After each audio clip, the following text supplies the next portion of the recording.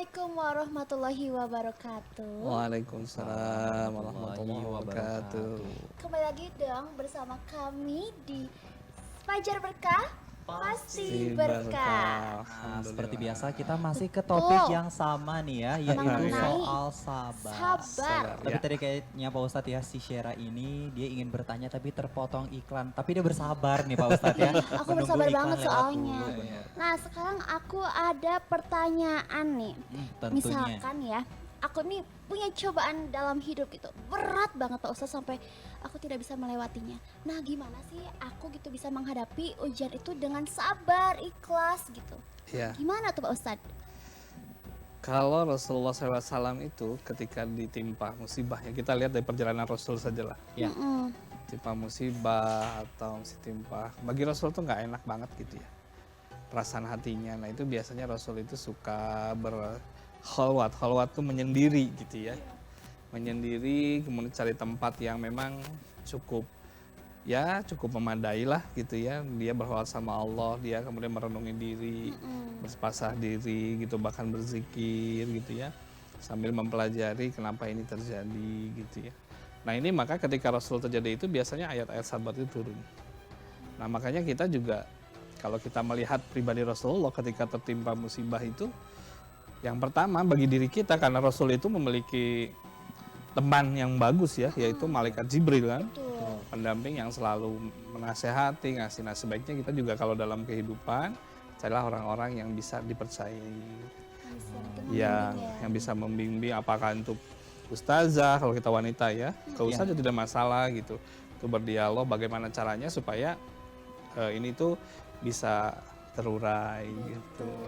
Oke Pak Ustadz. Jadi Nah, intinya tuh kita tuh harus ya kembali lagi kepada Allah ya. iya, Minta jangan sampai pertolongan. jauh ya, karena Betul memang poin dari sekali. sabar ini adalah bisa mendekatkan diri kita nih kepada Allah. Seperti Pak Betul. Ustadz. Gini, sesuatu menimpa di dalam diri manusia ya, itu tidak terlepas dari apa yang kita kerjakan. Oke. Nah, yang kita kerjakan tuh bagaimana gitu. Kalau misalkan yang kita kerjakan itu ternyata dia bermaksiat kepada Allah, Ya. itu biasanya akan timbul seperti Sierra tadi. Nggak kuat gitu ya. Akhirnya dia aduh gimana gitu ya. Benar-benar. Nah tapi itu nggak usah khawatir sebenarnya kata Rasulullah. Makanya Rasul mengajarkan. Malah kan kalau dalam beberapa ajaran Islam gitu ya, itu ada tingkatan disebut tingkatan tasawuf atau para sufi gitu ya, atau tarekat, dia kebanyakan berzikir supaya hatinya bersih. Ketika ditimpa musibah, yang pertama kali yang harus diingat itu mengucapkan inna lillahi wa inna ilaihi rajiun gitu. Oke, betul. Nah, kalau misalkan saya mendapat, aduh saya berat banget. Pertama jangan langsung aja inna lillahi wa inna. Wah, ini ilahi. Sesungguhnya Allah menimpakan musibah kepada seseorang atau suatu kaum, Allah sudah mengukur kadarnya. Oke. Pasti Udah orang pasti ya. itu mampu.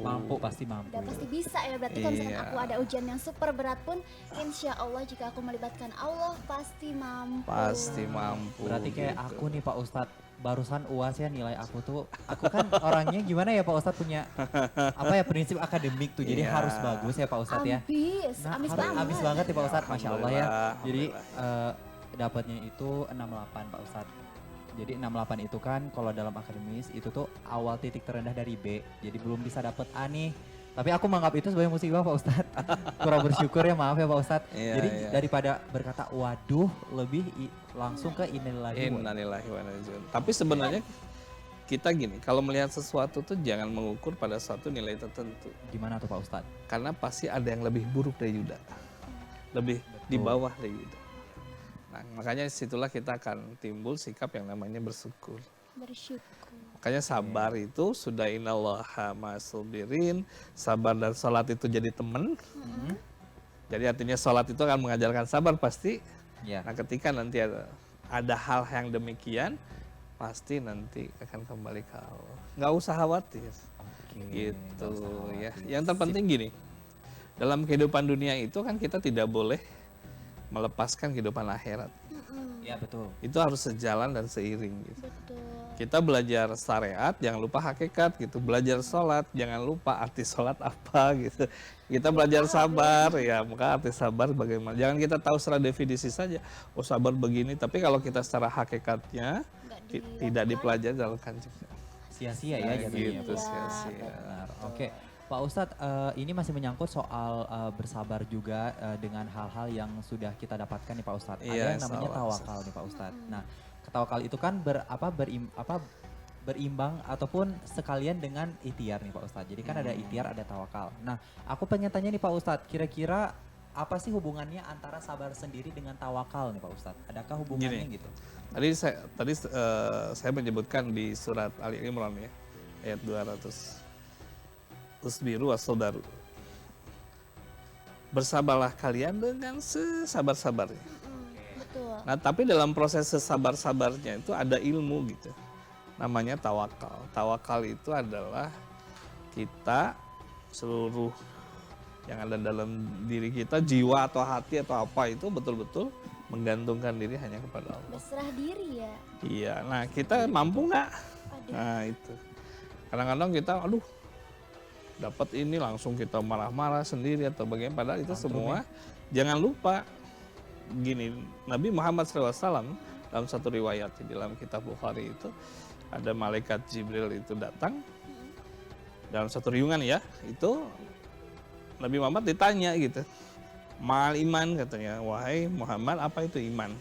Nah itu salah satu jawaban yang paling terakhir itu adalah yakin bahwa takdir baik dan takdir buruk itu hanya dari Allah semata. Nah berarti tadi dengan hubungan sabar, kalau kita tertimpa suatu, jangan pernah ragu bahwa itu memang Allah sendiri yang mendidik kita gitu. Gitu. Jadi ya sudah dalam hidup ini, dalam beberapa ulama ya, seperti Yuda nih. Kenapa tuh Pak Ustadz? Yuda misalkan makan siang jam berapa? Jam 12 atau jam setengah 1. Makanlah tepat waktunya, itu salah satu syariat yang diajarkan oleh Rasulullah.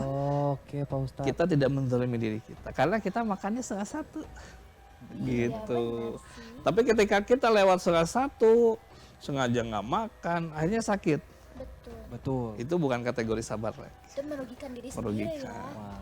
Makanya yang termudah dalam alim ulama tuh selalu mengajarkan yang Ya, termudah. Yang termudah terlebih dahulu. Iya, gitu ya. Jadi kalau kita ada sesuatu, siaran makan jam berapa sore? Jam 5, makanlah jam 5. Oke. Berarti itu sudah koridor yang dalam tuntutan ilmu syariat keagamaan, syariat keislaman gitu ya, itu sudah mau memperhatikan diri sendiri. Care nih. Berarti Gitu. memperhatikan diri sendiri itu juga salah satu termasuk dalam sabar. Sabar, karena mendidik di sana kan. Sabar. Iya betul mendidik. Yaudah bisa nggak kita misalkan lapar nih, Iya. lapar setengah 1 misalkan suruh makan, tiba-tiba kita ya akan sabar, sabar, tetapi perut kita didiamkan, Tidak kuat ya benar-benar. tidak entah itu istilahnya akhirnya jangan kita bicara yang lain dulu, berarti kita menzolimi diri kita sendiri. Itu mah bukan sabar, Pak. Itu mah malas. Malas makan ya. Malas makan. Aduh. Iya itu. Ya. Wah, tadi kan ngomongin sabar ya. Tadi juga aku notice nih, aku ada ujian gitu. Nah, gimana sih Pak Ustadz dengan sikap sabar itu bisa menenteramkan hati aku gitu di saat Ya. ujian tuh Memberikan lagi ketenangan berat-beratnya. ya. Betul, ketenangan yang Ya. menenangkan aku gitu di saat ujian tuh lagi berat banget. Gimana Iya, Pak Ustadz? insya Allah gini, salah satu meningkatnya iman seseorang itu ujian. Mm-mm. Jadi kalau misalnya kita dikasih ujian seperti tadi ya, aduh perih banget atau gimana, bukan perih matanya perih, nggak makan ya, Ya. tapi salah satu menimpa diri kita gitu. Nah Allah Subhanahu Wa Taala sudah menjadi pendidikan kita sendiri, mendidik kita dengan cara-cara tadi supaya kita bisa tadi semakin dekat kepada Allah. Betul, mendidik. mendekatkan. Ujian itu bukan berarti kita ini ya, tapi ujian itu diberikan oleh Allah Subhanahu Wa Taala supaya kita meningkat ibadah kita gitu. Betul, betul banget. Gitu. Wah, Oke. Wah, seperti memang itu Yuda. kan aku betul. lagi seperti itu Yuda. Gak usah menyebut nama saya ya, seolah-olah saya yang sangat tidak sabar nih di sini Iya. Pak Ustadz. Tuh lihat Pak Ustadz. Dia sering marah-marah nih maksud aku. Tuh, nah sekarang aku pengen tanya nih Pak Ustadz. Tadi Pak Ustadz udah menjelaskan tentang luas banget nih sabar dan kita harus sabar seluas samudra. Kira-kira adakah contoh konkret nih Pak Ustadz bagaimana cara kita menerapkan sabar dalam ibadah kita sehari-hari gitu Pak Ustadz? Iya. Misal dalam sholat atau gimana Pak Ustadz? Betul. Salat kata Rasulullah gitu Ya. ya, dikatakan di sana bahwa salat itu kan diawali dengan takbiratul ihram dan diakhiri dengan salam. Betul. Tetapi di sana ada syariat syariatnya itu adalah tadi tertibnya sholat. Tertibnya sholat itu ada juga ilmunya, yaitu qanaah, bertetapan hati. Membaca Oke. Al-Fatihah sesuai dengan makhrajnya, tidak tergesa-gesa gitu ya.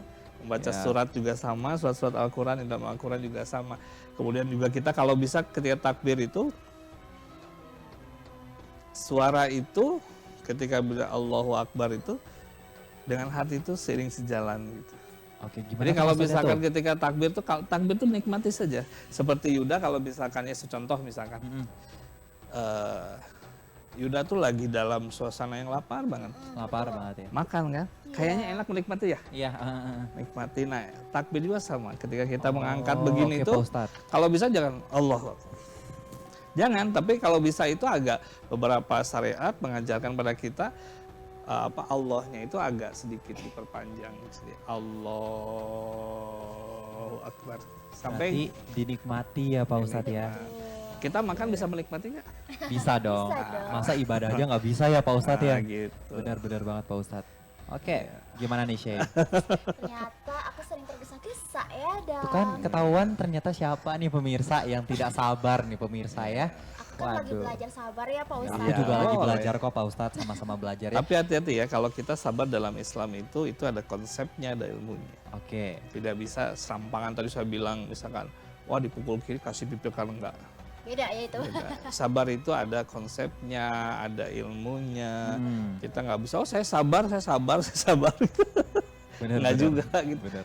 Oh saya nahan lapar sekarang, oh nggak bisa apa? Bisa. Biar sabar saya nahan lapar gitu, saya sabar saya nggak juga gitu ya. Sabar itu tadi seperti alim ulama itu contoh begini, saya terbiasa makan tadi 12:30 ya saya makan. Betul.